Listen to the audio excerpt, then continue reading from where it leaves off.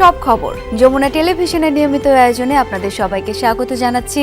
আমি শাওন দত্ত। বিভ্রান্তিকারীরা ফ্যাসিবাদের দোসরদের সঙ্গে মিটিং করছে এমনটাই মন্তব্য করেছেন প্রধানমন্ত্রী তারেক রহমান। বিকালে যশোর ঈদগাহ মাঠে জনসভায় যোগ দিয়ে তিনি বলেন, ৫ আগস্টের পর কিছু সংখ্যক মানুষ বিভ্রান্তি ছড়ানোর চেষ্টা করছে। তারা জনগণের কল্যাণে বিএনপির পরিকল্পনা বাধাগ্রস্ত করার চেষ্টা করছে বলেও জানান তিনি।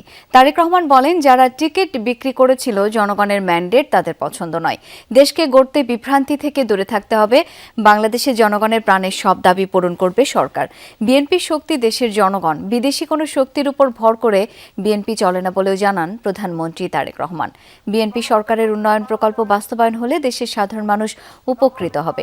সরকার দেশের মানুষের স্বার্থে শহীদ জিয়া ও বেগম খালেদা জিয়ার অসমাপ্ত কাজগুলো সম্পন্ন করবে বলেও জানান প্রধানমন্ত্রী তারেক রহমান। আমরা গত কিছুদিন যাবৎ খেয়াল করে দেখছি, এই দেশের কিছু সংখ্যক মানুষ আছে, তারা একটি বিভ্রান্ত ছড়ানোর চেষ্টা করছে। তারা আমাদের যে পরিকল্পনা, সেই পরিকল্পনাগুলোকে বাধাগ্রস্ত করার চেষ্টা করছে। নির্বাচনের সময় আমরা দেখেছি অনেক ব্যক্তি হঠাৎ করে অস্বাভাবিক একটি টিকিট বিক্রির কাজে লেগে গেল। বিভিন্ন জায়গায় বিভিন্ন টিকিট বিক্রি। আপনারা পেয়েছেন কোনো টিকিট পাননি আপনারা, কারণ এই টিকিট হচ্ছে বায়বীয় টিকিট।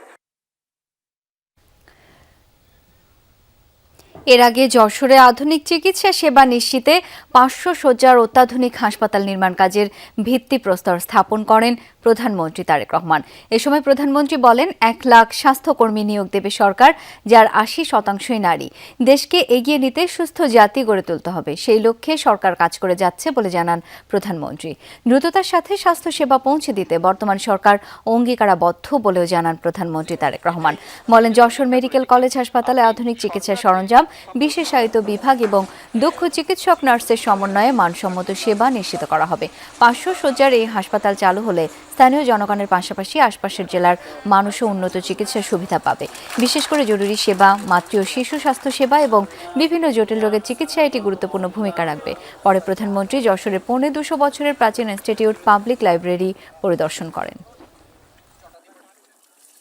এদিকে সকালে যশোর পৌঁছে শার্শায় উলুশী খাল পুনঃখনন কাজের উদ্বোধন করেন প্রধানমন্ত্রী। সুধী সমাবেশে বলেন, গণভোটের রায়কে ভিন্ন খাতে প্রবাহিত করতে ষড়যন্ত্র করছে একটি রাজনৈতিক গোষ্ঠী। জুলাই সনদের অর্থ নিজেদের স্বার্থে ব্যবহার করে বিশৃঙ্খলা সৃষ্টি করতে চায় বলে মন্তব্য করেছেন প্রধানমন্ত্রী তারেক রহমান। জানান, পর্যায়ক্রমে দেশের বন্ধ কারখানাগুলো চালু করা হবে। নারীদের বিনামূল্যে ডিগ্রি পর্যন্ত পড়াশোনার ব্যবস্থাও করবে সরকার। যশোরের এই উলুশী খালের প্রথম খনন হয় প্রয়াত রাষ্ট্রপতি জিয়াউর রহমানের হাত ধরে। সেই নামফলকের পাশেই খালটি পুনরায় খনন কাজ উদ্বোধন করলেন তারই ছেলে ও বর্তমান প্রধানমন্ত্রী তারেক রহমান।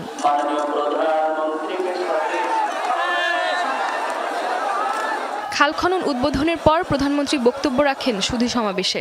বলেন, খাল দখল ও ভরাটের কারণে পানি নেই, ফলে কৃষকের কোনো উপকার হচ্ছে না। খাল খনন শেষ হলে এই অঞ্চলের মানুষের ভাগ্যের পরিবর্তন হবে বলে আশা প্রকাশ করেন প্রধানমন্ত্রী। এই দেশের কৃষকদের আত্মনির্ভরশীল করার জন্য তাদের পাশে এসে দাঁড়াতে হবে। এই দেশে আমাদের গাছপালা কমে যাওয়াতে বৃষ্টি বাদলও কমে গিয়েছে, সেই জন্য বৃক্ষরোপণ কর্মসূচি আমরা সিদ্ধান্ত নিয়েছি, আমরা এই পরিকল্পনা গ্রহণ করেছি। ইনশাল্লাহ আগামী ২৫ বছরে প্রায় সারা দেশে আমরা চেষ্টা করবো ইনশাল্লাহ আল্লাহর রহমতে ২৫ কোটি বৃক্ষ রোপণ করার জন্য। প্রিয় ভাই বোনেরা, আজ এই খাল খনন কর্মসূচির কাজ আমরা শুরু করলাম। এরকম প্রত্যেকটি কাজ আমরা করতে চাই যার সাথে জনগণের ভাগ্য জড়িত। রাজনৈতিক প্রসঙ্গে প্রধানমন্ত্রী বলেন, গণভোটের রায় নিয়ে বিশৃঙ্খলা তৈরি করতে চায় একটি পক্ষ। দেশ গঠন যেমন আমরা করব, দেশ গঠনের জন্য কাজ করব, একই সাথে আপনাদেরকে সজাগ দৃষ্টি রাখতে হবে। যারা বিভ্রান্তির রাজনীতি করছে, যারা জনগণের কর্মসূচিগুলোকে যারা বাধাগ্রস্ত করছে, প্রিয় ভাই বোনেরা, তাদের বিরুদ্ধে সজাগ থাকতে হবে। প্রধানমন্ত্রী বলেন, বিগত সরকারের সময় মেগা প্রজেক্ট ছিল মেগা দুর্নীতির কারখানা। বন্ধ থাকা কলকারখানাগুলো পর্যায়ক্রমে চালু করা হবে বলে আশ্বাস দেন তিনি। ২-৪ মাসের মধ্যে ইনশাল্লাহ বাংলাদেশের অনেকগুলো বন্ধ হয়ে যাওয়া কলকারখানা আবার চালু করা সম্ভব হয়। তারেক রহমান জানান, বিনামূল্যে ডিগ্রি পর্যন্ত নারীদের শিক্ষার ব্যবস্থা করবে সরকার। একই সাথে রান্নার সুবিধায় নারীদের জন্য এলপিজি কার্ড চালুর কথাও জানান প্রধানমন্ত্রী। আমরা যেরকম সারা দেশের মায়েদের কাছে আমরা যেরকম ফ্যামিলি কার্ড পৌঁছে দিচ্ছি, সেরকম আরেকটি কার্ড দিতে চাই, সেটি হবে এলপিজি কার্ড, এলপিজি গ্যাস। এটি আমরা মা বোনদেরকে পৌঁছে দেব, যাতে করে মা বোনদেরকে রান্না বান্নার জন্য কষ্ট করতে না হয়।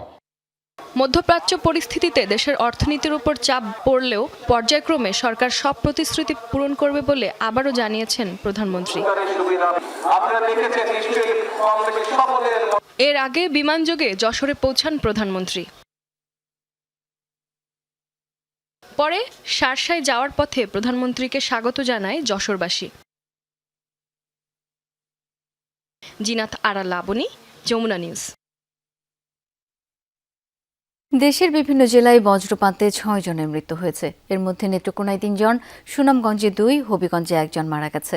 স্থানীয়রা জানায়, নেত্রকোনার খালিয়াজুড়ির রসুলপুর ফেরিঘাট এলাকায় আব্দুল মোতালিব বড়শি দিয়ে মাছ ধরতে যান। এ সময় বজ্রাঘাতে ঘটনাস্থলেই মৃত্যু হয় তার। দুপুরে উপজেলার সাতগাঁও গ্রামের বাড়ির সামনে ধান শুকানোর সময় বজ্রপাতে নিহত হন চাষি মোনায়েম খাঁ পালান। এছাড়া উপজেলার কৃষ্ণপুরে বজ্রপাতে মারা যায় ধান ব্যবসায়ী শুভ মণ্ডল। তিনি আকনা দিঘিরচার গ্রামের আফিকুল মণ্ডলের ছেলে। জামালপুরের মেলান্দহে কালবৈশাখী ঝড়ে বসতঘরের গাছ উপড়ে পড়ে মা ও 2 মেয়ের মৃত্যুর ঘটনায় এলাকায় শোকের ছায়া। মধ্যরাতে উপজেলার দাগি গ্রামে ঘটে এই ঘটনা। ঝড়ের তাণ্ডবে জেলার বিভিন্ন উপজেলায় ফসলেরও ক্ষতি হয়েছে। বিদ্যুৎ সরবরাহ বন্ধ হয়ে যায় বিভিন্ন এলাকায়। এদিকে নওগাঁর আত্রায় ঝড়ে ভেঙে পড়া গাছের চাপায় প্রাণ গেছে এক নারীর। রাতে একই ঘরে ঘুমিয়েছিলেন বৃদ্ধা খুকি বেগম ও তার 2 মেয়ে ফাতেমা ও ফরিদা। কালবৈশাখী ঝড়ের তাণ্ডবে বসত ঘরের উপর গাছ উপড়ে পড়লে ঘটনাস্থলে প্রাণ যায় 3 জনের। স্বজনরা জানায়, স্বামীর মৃত্যুর পর ছোট মেয়ে ফাতেমাকে নিয়েই জরাজীর্ণ বাড়িটিতে থাকতেন খুকি বেগম। ফাতেমা মানসিক ভারসাম্যহীন ছিলেন। সম্প্রতি খুকি বেগমের বড় মেয়ে ফরিদা এনআইডি কার্ড সংশোধনের কাজে গ্রামের বাড়িতে আসেন। গতরাত 2টার দিকে হঠাৎই ঝড় শুরু হলে ঘরের উপর উপড়ে পড়ে গাছ। একই সাথে পরিবারের 3 জনকে হারিয়ে থামছেই না স্বজনদের আহাজারি। 3 মাস 100 এর মধ্যে আসিল, তার মধ্যে এই যে বাউরে গাছটা চালরে ফেলাই দিয়ে চাপা দিছে, 3 জন একসাথে মেরেছে। এ ঘটনায় এলাকা জুড়ে শোকের ছায়া। খবর পেয়ে ঘটনাস্থল পরিদর্শন করেছে পুলিশ। শরীরের উপর দিয়ে ছিল, চাপ খাইয়া ছিল। পরে আমরা সকালবেলা সবাই জানাজানি করি, দেখতে পাই এই জায়গায় যেভাবে পড়ে আছে। ফায়ার সার্ভিসে কল করা হয়, ফায়ার সার্ভিসে আসে, এখন পুলিশ আসছে, পুলিশরা দেখতেছে, আপনারা আসছেন, তারপরে এই ঘটনা। 3 মাসে একবার পরিবারই তো শেষ না, পরিবার তো নাই, তারপর বাচ্চা কাচ্চা হ্যানকা পরিবারই আসে না, তা তো আর কম না। মৃত অবস্থা উদ্ধার করে আমরা এখন আসছি এখানে এসে আপনার ওনাদের শ্রুতাল এবং বিভিন্ন আইনগত প্রক্রিয়া প্রস্তুত করতেছি এবং আইনগত ব্যবস্থা নেওয়ার জন্য আমরা প্রক্রিয়াধীন আমাদের সিনিয়রদের সাথে আলোচনা করতেছি। কালবৈশাখী ঝড়ে মেলান্দহ, ইসলামপুর, বকশীগঞ্জ ও দেয়ানগঞ্জে ফসলেরও ক্ষতি হয়েছে। বিদ্যুৎ বিচ্ছিন্ন হয়ে পড়ে বিভিন্ন এলাকা। সাগর ফরাজি, যমুনা নিউজ, জামালপুর। হাম ও উপসর্গ নিয়ে প্রাণ গেল আরও 5 জনের। এই নিয়ে মৃত্যু হলো 264 জনের। রাজধানীর হাসপাতালগুলোতে রোগীর জন্য পর্যাপ্ত শয্যা না থাকায় চিকিৎসা দিতে হচ্ছে মেঝেতে রেখে। চিকিৎসকরা বলছেন, কারো মধ্যে হামের লক্ষণ দেখলেই পাঠাতে হবে কোয়ারেন্টাইনে। এদিকে সারা দেশে হাম আক্রান্ত শিশুদের দ্রুত প্রয়োজনীয় ভ্যাকসিন দেওয়ার নির্দেশ দিয়েছেন হাইকোর্ট। কিছুতেই যেন লাগাম মানছে না হাম। 24 ঘন্টায় হাম ও উপসর্গে প্রাণ হারিয়েছেন আরও 5 জন। এ নিয়ে 15 মার্চ থেকে এখন পর্যন্ত হাম ও উপসর্গ নিয়ে প্রাণ হারিয়েছেন 264 জন। মোট শনাক্ত 38,079 জন। রাজধানীর হাসপাতালগুলোতে নেই পর্যাপ্ত শয্যা। কোথাও কোথাও হামের রোগীদের রাখতে হচ্ছে মেঝেতে। দেশের বিভিন্ন প্রান্ত থেকে আসা রোগীর স্বজনরা জানান, রোগের শুরুতে বুঝতে পারেননি, পরে কয়েক হাসপাতাল ঘুরে এসেছেন রাজধানীতে। অনেক দিন ধরে বাসায় ছিল, বাসায় থাকার পরে এখন দেখি যে আর জ্বর কমে না। এই 2-3 দিন ধরে আবার হাসপাতাল ভর্তি হয়েছি। হামটা ধরা পড়ার আগ দিয়ে আমরা যেটা লক্ষ্য করছি সেটা হচ্ছে বাচ্চার গায়ে 102-3 জ্বর, সাথে হচ্ছে ডায়রিয়া। নর্মাল নাফাটা খাওয়াইছি, পরে যখন দেখছি যে নাফা কমে না, তখন বিশেষজ্ঞ ডাক্তারের পরামর্শ নিছি। বিশেষজ্ঞ ডাক্তাররা যখন দেখতেছে কমতেছে না জ্বর, তখন আবার উনি হাসপাতালে রেফার করছে। চিকিৎসকরা বলছেন টিকা দেওয়াই এখন একমাত্র সমাধান। তবে হামের প্রকোপ বৃদ্ধির জন্য বিলম্বে হাসপাতালে আসাকে দায়ী করেন তারা। একই সাথে হামের উপসর্গ দেখা দিলে দ্রুত কোয়ারেন্টাইন বিধি অনুসরণের পরামর্শ দেওয়া হয়েছে। প্রধান পরামর্শ সেটা হচ্ছে হামের টিকা নিতে হবে। টিকা কিন্তু মানুষকে অনেক রোগের হাত থেকে, তীব্রতার থেকে বাঁচায়। বেশি মানুষের মধ্যে বাচ্চা নিয়ে যাওয়া যাবে না। কারো বাড়িতে 2-3টা বাচ্চা থাকলে যেই বাচ্চাটার হাম সন্দেহজনক হামের জ্বর, সর্দি কাশি হয়েছে, বাচ্চাটাকে একটু আলাদা করে রাখতে হবে। এদিকে সারা দেশে হাম আক্রান্ত শিশুদের দ্রুত প্রয়োজনীয় ভ্যাকসিন দেওয়ার নির্দেশ দিয়েছেন হাইকোর্ট। এক রিট আবেদনের শুনানি শেষে এই আদেশ দেয়া হয়। এছাড়া টিকা দিতে ব্যর্থতা খতিয়ে দেখতে গঠিত কমিটি কি কাজ করছে 2 সপ্তাহ পর তার প্রতিবেদন দেখার কথাও জানান উচ্চ আদালত। কোর্ট আদেশ দিল যে যেহেতু রাষ্ট্রপক্ষ বলছে যে ইনভেস্টিগেশন কমিটি গঠন করা হয়েছে, তাহলে 2-3 উইকসের মধ্যে তারা যাতে এটার কমপ্লায়েন্স দেয়। অর্ডার দিয়েছে যে ভ্যাকসিন প্রক্রিয়াটা যাতে চলমান থাকে এবং পরিপূর্ণভাবে সমস্ত শিশু যাতে ভ্যাকসিনেশনটা পায়। সারা দেশে 1,80,00,000 শিশুকে টিকার আওতায় আনতে দেশব্যাপী ভ্যাকসিনেশন কার্যক্রম চলছে। 5 এপ্রিল থেকে এখন পর্যন্ত হামের টিকা পেয়েছে 85 লাখের বেশি শিশু। তানফির সিদ্দিক, টিপু, যমুনা নিউজ, ঢাকা। 30 এপ্রিলের পর এই বিষয়ে দেশব্যাপী অভিযান চালানোর ঘোষণা দিয়েছেন স্বরাষ্ট্রমন্ত্রী সালাউদ্দিন আহমদ। সরকার দলীয় সংসদ সদস্য জয়নাল আবেদিন ফারুকের জরুরি জনগুরুত্বপূর্ণ নোটিশের জবাবে সংসদকে একথা জানান মন্ত্রী। স্বরাষ্ট্রমন্ত্রী জানান, সিসা লাউঞ্জ নিয়ন্ত্রণে মাদকদ্রব্য অধিদপ্তর অভিযান পরিচালনা করছে। নাম ও ঠিকানা পরিবর্তন করে পুনরায় চালু করতে যাতে না পারে সে বিষয়ে নজরদারি রয়েছে। আকস্মিক বজ্রপাতকে জাতীয় দুর্যোগ হিসেবে ঘোষণা করা হয়েছে। বজ্রপাতজনিত প্রাণহানি রোধে দুর্যোগপ্রবণ এলাকায় সাইরেনের ব্যবস্থার উদ্যোগ নেওয়া হয়েছে, যাতে দুর্যোগের সময় কৃষকরা নির্দিষ্ট আশ্রয় কেন্দ্রে যেতে পারে। তালগাছ রোপণ কর্মসূচি হাতে নিচ্ছে সরকার। এতে প্রাণহানি বা গবাদি পশু মারা গেলে আর্থিক ক্ষতিপূরণের ব্যবস্থা করা হবে।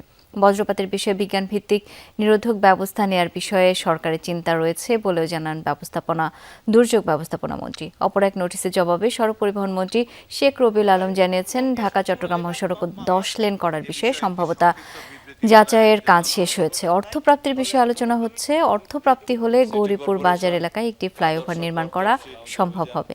পরিচালনা করে 4 কেজি সীসা নির্ধারিত ব্যবসার ধরনের ট্রেড লাইসেন্স সীসা লাউঞ্জ অনুমোদনবিহীন সীসা লাউঞ্জ নামক মাদক স্পট বন্ধের নির্দেশনা বাস্তবায়নে মাদকদ্রব্য নিয়ন্ত্রণ অধিদপ্তর সহ সংশ্লিষ্ট আইন শৃঙ্খলা রক্ষাকারী বাহিনী সমন্বিতভাবে কঠোর পদক্ষেপ গ্রহণ করেছে।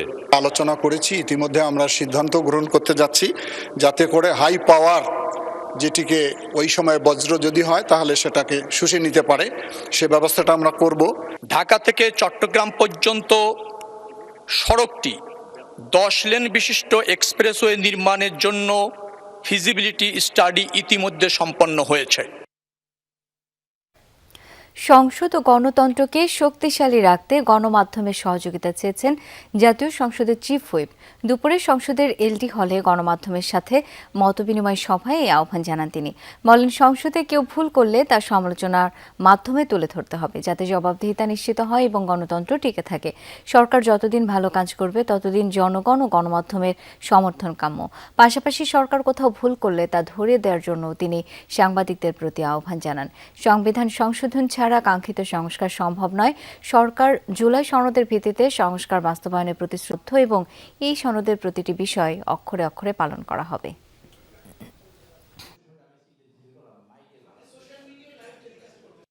পার্লামেন্টকে গণতন্ত্র প্রতিষ্ঠার জন্য এই পার্লামেন্টকে চাই না, এই পার্লামেন্টকে একটা বাঁচিয়ে কেউ যদি ভুল করে পার্লামেন্টে যদি নষ্ট হতে থাকে, আপনার পার্লামেন্টকে বাঁচিয়ে রাখার জন্য যা করা দরকার সে কাজটা আমি আপনাদের কাছে অনুরোধ করতে চাই। এই সুযোগে আপনাদের মাধ্যমে ফ্যামিলি কার্ড প্রকল্পে যেসব ত্রুটি বিচ্যুতি রয়েছে সেগুলো চিহ্নিত করে দ্রুত সংশোধনের মাধ্যমে প্রকল্পের বাস্তবায়ন আরও গতিশীল করা হবে বলে জানিয়েছেন অর্থমন্ত্রী আমির খসরু মাহমুদ চৌধুরী। দুপুরে ফ্যামিলি কার্ড নিয়ে আয়োজিত বৈঠক শেষে অর্থমন্ত্রী জানান, ফ্যামিলি কার্ড কর্মসূচি বাস্তবায়নে প্রয়োজনীয় অর্থ আগামী বাজেটে বরাদ্দ দেওয়া হবে। বলেন, ফ্যামিলি কার্ড সরকারের ফ্ল্যাগশিপ প্রকল্প হওয়ায় এটি অগ্রাধিকার পাবে। আমির খসরু মাহমুদ চৌধুরী বলেন, প্রকল্পটি একটি বৃহৎ পরিসরের উদ্যোগ হওয়ায় প্রাথমিক পর্যায়ে ছোটখাটো ভুল হতেই পারে। তিনি জানান, পাইলট কার্যক্রমে ইতিমধ্যে 37,000-এর বেশি কার্ড বিতরণ করা হয়েছে। এই প্রক্রিয়ায় কোথাও কেউ বাদ পড়েছে কিনা, আবার কেউ ভুলভাবে অন্তর্ভুক্ত হয়েছে কিনা, এসব বিষয়ে খতিয়ে দেখা হচ্ছে। এই প্রজেক্টটা খুব স্মুথলি যাতে চলতে পারে, এখানে কোথায় কোথায় সমস্যাগুলো হয়েছে, ভুলগুলো কোথায় হয়েছে, কেউ বাদ গেছে কিনা, আবার কেউ ভুলে এখানে অন্তর্ভুক্ত হয়েছে কিনা, এই বিষয়গুলো এররগুলো আমরা অ্যাডজাস্ট করে আগামী দিনে এটা তো অব্যাহত চলতে থাকবে। সুতরাং আগামী দিনে এই কারেকশনগুলো করে আমরা যাতে এগিয়ে যেতে পারি। ভুল ও অপতথ্য সরকারের জন্য বড় চ্যালেঞ্জ, যা এখন অনেকটা যুদ্ধের মতো, এমন মন্তব্য করেছেন তথ্য ও সম্প্রচার মন্ত্রী জহিরুদ্দিন স্বপন। দুপুরে সচিবালয়ে তথ্যমন্ত্রীর সাথে সৌজন্য সাক্ষাৎ করেন মার্কিন রাষ্ট্রদূত ব্রেন্ট ক্রিস্টেনসেন। বৈঠক শেষে তথ্যমন্ত্রী সাংবাদিকদের জানান, ভুল ও অপতথ্যের চ্যালেঞ্জ মোকাবেলায় বাংলাদেশ ও যুক্তরাষ্ট্র একই সাথে কাজ করবে। এই সমস্যার সমাধানে যুক্তরাষ্ট্রের প্রযুক্তিগত সহায়তা ও অভিজ্ঞতা কাজে লাগাতে চায় বাংলাদেশ। গণমাধ্যমকে আরও শক্তিশালী করতে প্রশিক্ষণ ও নৈতিক সহায়তা দিতে আগ্রহের কথা জানান রাষ্ট্রদূত। তথ্যমন্ত্রী বলেন, যুক্তরাষ্ট্রের সাথে অর্থনৈতিক, বাণিজ্যিক, রাজনৈতিক যে সম্পর্ক রয়েছে তা আরও জোরালো করতে চায় বাংলাদেশ।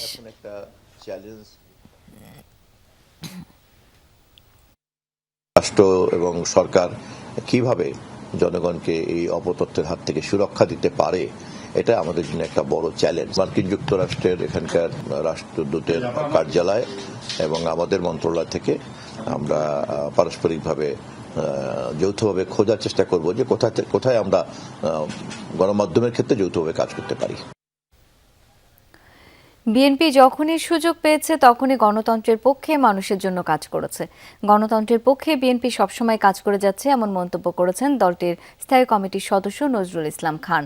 সকালে রাজধানীর দোয়েল চত্বরে শেরেবাংলা একে ফজলুল হক এর কবরে পুষ্পস্তবক অর্পণ শেষে এসব কথা বলেন তিনি। নজরুল ইসলাম আরও বলেন, বাংলাদেশের রাজনীতির ইতিহাসে ফজলুল হক ছিলেন প্রবাদ পুরুষ।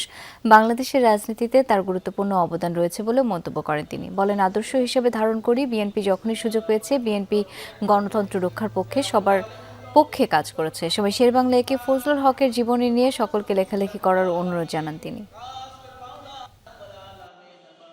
বিএনপি যখনই সুযোগ পেয়েছে, সময় হয়েছে, বিএনপি গণতন্ত্রের পক্ষে, সবার অধিকার রক্ষার পক্ষে কাজ করেছে। শহীদ জিয়াও সেটা করেছিলেন।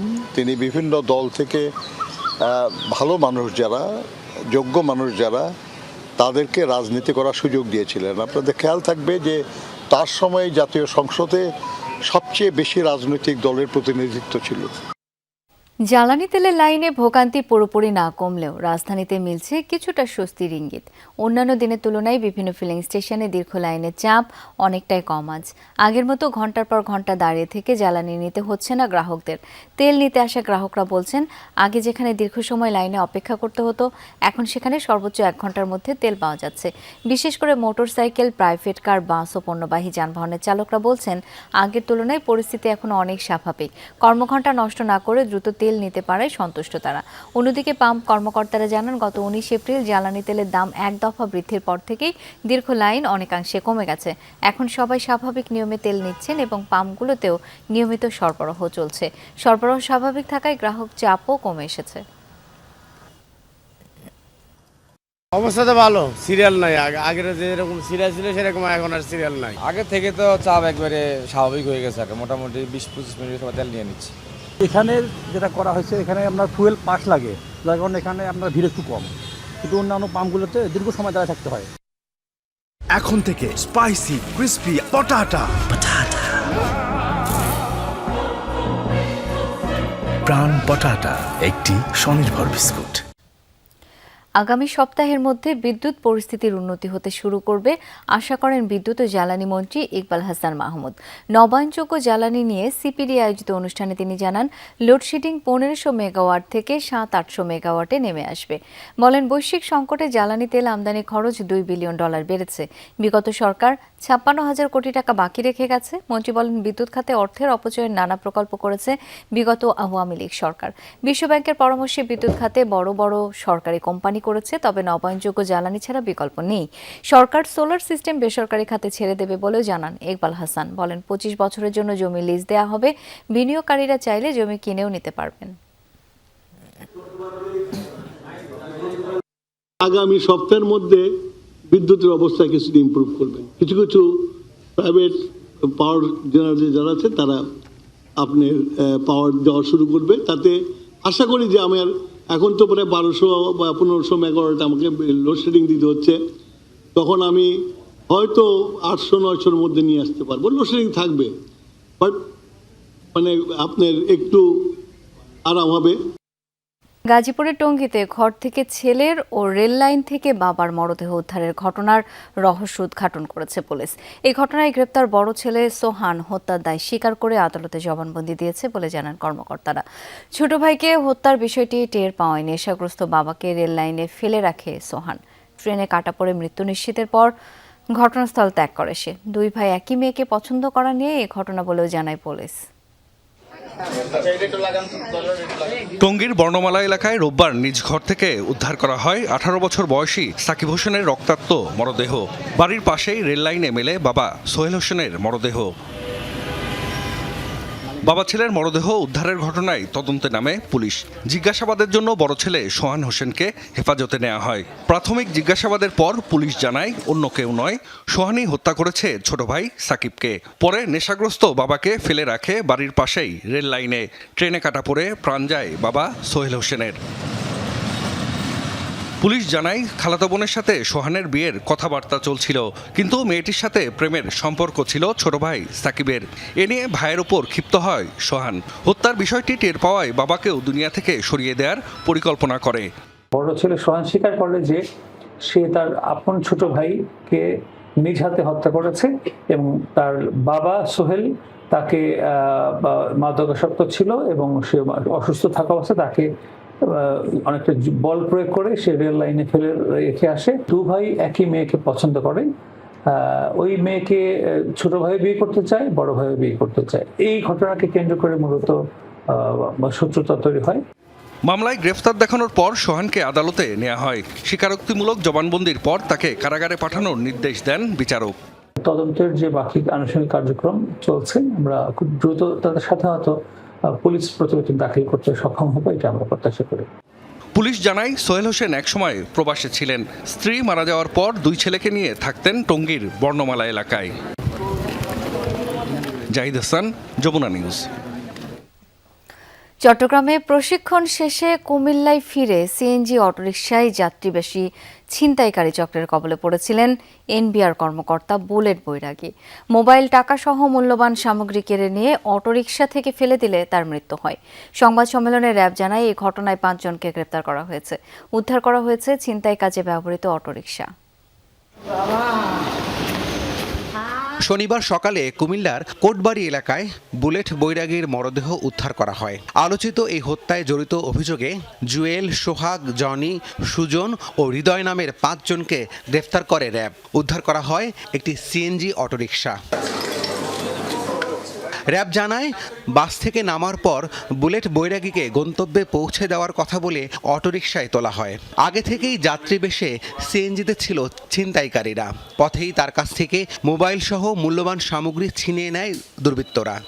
রাত আনুমানিক 3টার সময় ভিকটিম বুলেট বৈরাগী চট্টগ্রাম থেকে বুনিয়াদী প্রশিক্ষণ শেষ করে বাস যোগে কুমিল্লার জাগরঝুলি বিশ্ব রোডে পৌঁছায় এবং বাস থেকে নামলে গ্রেফতারকৃত জুয়েল ভিকটিমের গন্তব্যস্থল সম্পর্কে জানতে চায়। তখন ভিকটিম জাঙ্গালিয়া যাওয়ার কথা বললে সিএনজির পেছনে যাত্রী ছদ্মবেশে থাকা গ্রেফতারকৃত সোহাগ ও হৃদয় ভিকটিমকে তাদের পাশে বসতে বলে। সবকিছু ছিনিয়ে নেওয়ার পর বুলেট বৈরাগীকে রাস্তায় ফেলে দেয় অপরাধীরা। এ সময় মাথায় আঘাতের কারণেই তার মৃত্যু হয়েছে বলে ধারণা র্যাবের। তাকে চলন্ত সিএনজি থেকে রাস্তার মধ্যে ছুঁড়ে ফেলে দেওয়া হয়। ওইটা যেহেতু একটা বিশ্ব রোড, পাকা রোড, ওই রাস্তাতে যখন সে পড়ে যায় তখন প্রাথমিক যে অনুসন্ধান, সেই অনুসন্ধানের অনুযায়ী তথ্য যেটা আমরা বুঝতে পারছি যে হয়তো রাস্তাতেই পড়ে যাওয়ার কারণে তার হাতের আঘাত, মাথার আঘাত, এই আঘাতগুলো সে প্রাপ্ত হয় এবং পরবর্তীতে সেখানে সে মৃত্যুবরণ করে।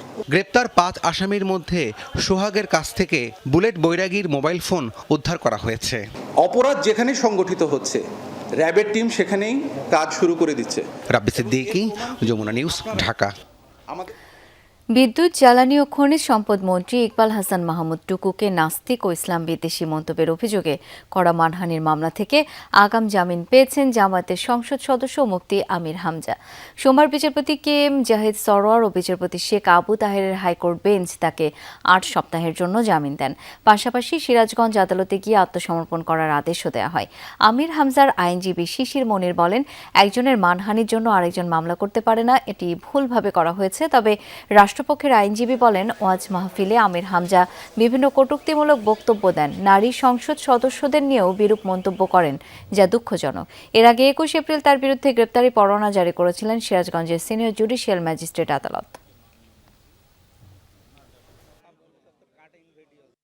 ৮ সপ্তাহ অথবা till conclusion of the trial, অথবা মামলা শেষ হওয়া পর্যন্ত, এবং একটি রুলও জারি করেছেন। আর এই সময়ের পরে তিনি পরবর্তীতে উপযুক্ত সময়ে সিরাজগঞ্জের আদালতে গিয়ে উনি আত্মসমর্পণ করবেন। উনি আরও যে ধর্মীয় আমাদের বিভিন্ন নেতাদের ৭১ নিয়ে বিরোধী কথা বলেন, এইসব কথাতে ইন্টারনেটে উনি ছাড়লে সারা বাংলাদেশে মানুষ কিন্তু সংক্ষুব্ধ হয়। তো সংক্ষুব্ধ এই মামলাটা সিরাজগঞ্জ, ঘটনা ঘটছে শরীয়তপুরে, কিন্তু মামলাটা হয়েছে সিরাজগঞ্জ। ত্রয়োদশ জাতীয় সংসদের সংরক্ষিত মহিলা আসনে জামায়াত জোটের প্রার্থী মনিরা শারমিনের মনোনয়নপত্র বাতিলের বিরুদ্ধে করা আপিল খারিজ করেছে ইসি। এতে মনোনয়ন বাতিল বহাল থাকছে এনসিপি নেত্রীর। সকালে নির্বাচন ভবনে অনুষ্ঠিত আপিল শুনানিতে এই সিদ্ধান্ত নেওয়া হয়। সিইসি এএমএম নাসির উদ্দিনের সভাপতিত্বে উপস্থিত ছিলেন অন্যান্য কমিশনাররাও। এদিন বিএনপি মনোনীত প্রার্থী জিবা আমিনা খানের বিরুদ্ধে দ্বৈত নাগরিকত্বের অভিযোগও খারিজ করা হয়। আরেক প্রার্থী মাধবী মারমার মনোনয়ন বৈধতার বিরুদ্ধে অভিযোগটিও খারিজ হয়। এদিকে মনিরা শারমিন অভিযোগ করেন, সরকারি দলের অনেকের মনোনয়নে বেশ কিছু জটিলতা থাকার পরও বৈধ ঘোষণা করা হয়েছে। বৈষম্যমূলক আইনের ভুক্তভোগী তিনি। ইসির রায়ের বিরুদ্ধে আদালতে যাওয়ার ঘোষণা সংক্ষুব্ধদের। এদিকে সংরক্ষিত নারী আসনে বৈধভাবে মনোনীত ৪৯ জন প্রার্থীর নামের তালিকা প্রকাশ করেছে রিটার্নিং কর্মকর্তা। এই বিষয়টা নিয়ে তো সকলেই অনেক বেশি এখন রিসার্চ করছে, সবাই দেখার চেষ্টা করছে যে আসলে বিষয়টা কি, এবং এটি একটা বৈষম্যমূলক বিষয় যেটা আসলে নারীদের সংসদে তাদের প্রতিনিধিত্ব নিশ্চিতে একটা বড় বাধা হয়ে দাঁড়ায়। উনি হয়তো বা আইনগতভাবে আদালতের শরণাপন্ন হইতেও পারেন, নাও হইতে পারেন। এখন কি আদেশ বা কি অবস্থা দাঁড়ায়, এটা একটু সময়ের ব্যাপার। জঙ্গি হামলার সতর্কতায় শাহজালাল আন্তর্জাতিক বিমানবন্দর সহ দেশের সব বিমানবন্দরে নিরাপত্তা জোরদার করেছে বেসামরিক বিমান চলাচল কর্তৃপক্ষ। সোমবার সাংবাদিকদের সাথে এক মতবিনিময় সভায় তথ্য জানান বেবিচক chairman air vice marshal Mostafa Mahmud Siddique. বলেন, পুলিশ সদর দপ্তরের চিঠির পর দেশের ৮টি বিমানবন্দরের নিরাপত্তায় সর্বোচ্চ সতর্কতা জারি করা হয়েছে। বিমানবন্দরগুলো সবসময় নিরাপত্তা বলয়ে থাকে। এরপরও পুলিশ সদর দপ্তরের চিঠি পাওয়ার পর তা আরও বাড়ানো হয়েছে। নিষিদ্ধ ঘোষিত একটি উগ্রবাদী সংগঠনের সদস্যরা জাতীয় সংসদ ভবন সহ দেশের গুরুত্বপূর্ণ স্থাপনায় হামলা করতে পারে বলে বৃহস্পতিবার চিঠি দিয়ে সতর্ক করেছে পুলিশ সদর দপ্তর। পুলিশ সদর দপ্তরের ওই বার্তায় সুনির্দিষ্ট করে উগ্রবাদী সংগঠনের নাম বলা হয়নি। তবে সম্প্রতি সংগঠনটির ইশতিয়াক আহমেদ সামি ওরফে আবু বক্কর ওরফে আবু মোহাম্মদ নামে এক সদস্যকে গ্রেপ্তারের তথ্য দেওয়া হয়েছে। হবিগঞ্জের লাখায়ে তুচ্ছ ঘটনার জেরে ২ গ্রামবাসীর সংঘর্ষে পুলিশ সহ আহত হয়েছেন অন্তত ২০ জন। দুপুরে উপজেলার সজন গ্রাম আইনার টুক এলাকায় এই সংঘর্ষ হয়। পুলিশ জানায়, দুপুরে গ্রামের কুদ্দুস মিয়ার গরু একই গ্রামের জাকির মিয়ার ধান মাড়াই জায়গার উপর দিয়ে যায়, এতে সে স্থানে কাদা জমে। এই ঘটনাকে কেন্দ্র করে দুপক্ষের মধ্যে প্রথমে কথা কাটাকাটি হয়, এক পর্যায়ে তার সংঘর্ষের রূপ নেয়। দেশীয় অস্ট্রেলিয়া সংঘাতে জড়ায় ২ পক্ষের শতাধিক মানুষ। খবর পেয়ে ঘটনাস্থলে গিয়ে পরিস্থিতি নিয়ন্ত্রণে আনে পুলিশ। এ সময় এক পুলিশ সদস্য সহ উভয় পক্ষের ২০ জন আহত হয়। এই ঘটনায় ৩ জনকে আটক করেছে পুলিশ। আহতরা হাসপাতালে চিকিৎসাধীন। ময়মনসিংহের ফুলপুরে কৃষক আশরাফ আলী হত্যা মামলায় ৩ জনকে মৃত্যুদণ্ডের আদেশ দিয়েছেন আদালত। একই মামলায় ৩ জনকে যাবজ্জীবন কারাদণ্ড দেওয়া হয়েছে। দুপুরে ময়মনসিংহ জেলা ও দায়রা জজ আদালতের বিশেষ দায়রা জজ আদালতের বিচারক ফারহানা ফেরদৌস এই রায় দেন। রায়ে নূর হোসেন, শহীদুল ও উজ্জ্বল মিয়াকে মৃত্যুদণ্ড দেওয়া হয়েছে, সেই সাথে 30,000 টাকা করে অর্থদণ্ড দেওয়া হয়। যাবজ্জীবন কারাদণ্ডপ্রাপ্তরা হলেন সোহরাব আলী, স্বরূপা খাতুন, রেহানা খাতুন। যাবজ্জীবন সাজা পাওয়া 3 জনকে 50,000 টাকা করে জরিমানা করা হয়েছে। সাজাপ্রাপ্তরা সবাই ফুলপুর উপজেলার দেওখালী গ্রামের বাসিন্দা। জমি নিয়ে বিরোধের জেরে 2014 সালের 18 জানুয়ারি ভোরে প্রতিবেশী কৃষক আশরাফ আলীকে কুপিয়ে হত্যা করে সাজাপ্রাপ্তরা। সড়ক দুর্ঘটনায় ক্ষতিগ্রস্ত 11 পরিবারকে আর্থিক সহায়তা দিয়েছে বিআরটিএ। বিআরটিএ ট্রাস্টি বোর্ডের পক্ষ থেকে তাদের জন্য মোট 43 লাখ টাকার চেক ইস্যু করা হয়। ক্ষতিগ্রস্ত 60টি পরিবারকে 5 লাখ টাকার চেক দেওয়া হয়। এছাড়াও 2টি পরিবারকে 3 লাখ এবং আরও 2 পরিবারকে 1 লাখ টাকার চেক তুলে দেওয়া হয়। দুর্ঘটনার ক্ষতিপূরণ সংক্রান্ত আর্থিক সহায়তা তহবিলের আওতায় এই অর্থ প্রদান করে বিআরটিএ ট্রাস্টি বোর্ড। পিছিয়ে পড়া জনগোষ্ঠী বিনামূল্যে পাবে আইনি সেবা। টোল ফ্রি হটলাইন নম্বরে কল দিলে কিংবা রাজধানীতে ভ্রাম্যমাণ গাড়িতে যোগাযোগ করলে আইনি সহায়তা পাবে মানুষ। রাজধানীর কড়াইলে ভ্রাম্যমাণ লিগ্যাল এইড ক্যাম্প উদ্বোধনের মধ্য দিয়ে আবারও সামনে এসেছে সরকারের বিনামূল্যে আইনি সহায়তা কার্যক্রম। আইনমন্ত্রী বলেন, আইনি সেবা মানুষের দোরগোড়ায় পৌঁছে দিতেই তাদের এই প্রয়াস। দেশের আদালতগুলোই ঝুলে আছে প্রায় 40 লাখ মামলা।